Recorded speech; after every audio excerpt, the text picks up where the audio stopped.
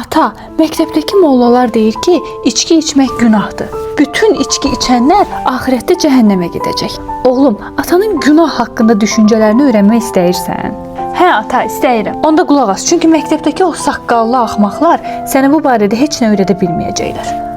Ata, mollalar deyirsən? Hə, çünki onların təsbih çəkib dua oxumaqdan başqa işləri yoxdur. Heç oxuduğu kitabların da hansı dildə olduğunu bilmirlər. Həyatda yalnız bir günah var. O da oğurluq. Nə? Yalnız bir günah? O da oğurluq? Hə, oğurluq. Çünki digər günahlar da oğurluğun törəməsidir. Bir insan öldürəndə həyatını oğurlamış olursan. Arvadının əlindən həyat yoldaşını, uşaqların əlindən isə atasını oğurlursan. Yalan dediyin zaman qarşındakı insanın doğrunu öyrənmək şansını əlindən almış olursan.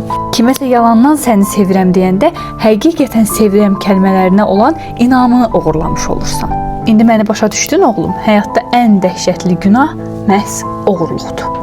Uçurtma avcısı və yaxud da axtarışda uçurtma uçuran filmindən The Kid Runner eyni adlı romandan götürülmüşdü. Bu filmdə Taliban liderləri dini öz məqsədləri üçün sui-istifadə edirlər. Həmin bu qəddar, ikiyüzlü mollalar dini əllərində silaha çevirməyi bacarırlar. Hər mövzunu doğrudan da kamilindən öyrənmək daha yaxşıdır. Bəzən həyatda istər qorxudan, istər maraqdan, hər hansı bir fikir irəli sürürük və yaxud da ki, dini suallar verməyə başlayırıq.